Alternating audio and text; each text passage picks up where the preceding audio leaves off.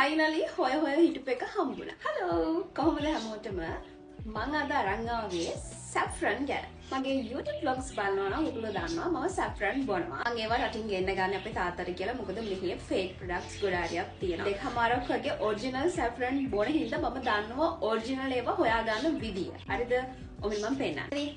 මාර විදියට තද රතුයි. saffron ගැන ඔයගොල්ලෝ දන්නවා ඇති. natural විදියට කලර් එකක් ගන්න ඕන නම් ඔය yellow කලර් එකක් වගේ ඔයගොල්ලෝගේ skin එකට ගන්න ඕන නම් මෙන්න මේක best. අනිත් එක තමයි ඔයගොල්ලෝගේ මූණේ pimples තියෙනවා. pimples mark තියෙනවා. ඔය කළු පාට ලපු තියෙනවා. අන්න ඒකටත් මෙන්න මේ saffron හොඳයි. ඔයගොල්ලෝ දන්නවත් ඇති saffron original saffron තියෙන්නේ ඉරාන් වල ඉන්දියාව වල විතරයි. page එක කරන අය ඉරාන් වලින් සහ ඉන්දියාව වලින් import කරලා තමයි මෙන්න මේ saffron ගේන්නේ.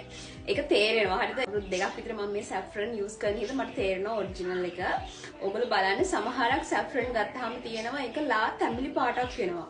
ඔරිජිනල් saffron එක තදම රතු වෙන්න ඕන මෙන්න මේ වගේ. අනිත් එක මේ saffron එක use කරන විදියක් තියෙනවා. හරිද? ගොඩ දෙනෙක් මෙන්න මේ saffron එක වැරදි විදියට තමයි use කරන්නේ. දැන් රේණු දාන්න දෙකක් තුනක් වැඩිපුර දාන්න එපා. ගොඩ දෙනෙක් කියනවා මේ saffron බිව්වම උෂ්ණයි කියලා. එහෙම උෂ්ණ වෙන්නේ ඔයගොල්ලෝ ගොඩක් බිව්වම.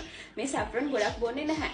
දවසට රේණු දෙකක් වගේ දාලා මද උණු වතුරට මේ වගේ රේණු දෙකක් දාලා ටිකක් වෙලා තියන්න. වතුරක කහ පාට වෙන්න ඕන. මම දැන් අතන තියලා තියෙන්නේ මම ඔයාලට පෙන්නන්නම්.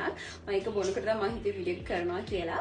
ඒක කහ පාට වුණාට පස්සේ තමයි බොන්න ඕන. මම මේ page එකට ගිහිල්ලා ගොඩාරියක් දේවල් හෙව්වා. මට fake ඒවා හම්බෙලා තියෙනවා saffron ගන්න ගියාම. customer feedback පවා දාලා තිනවා. ඔයගොල්ලෝ ගිහලා බලන්න පුළුවන්. මම comment එක link කරලා තියන්නම්. ඔයත් original saffron හොයනවා නම් page එක recommend කරනවා. ඔයගොල්ලෝ ගිහලා ගන්න පුළුවන්.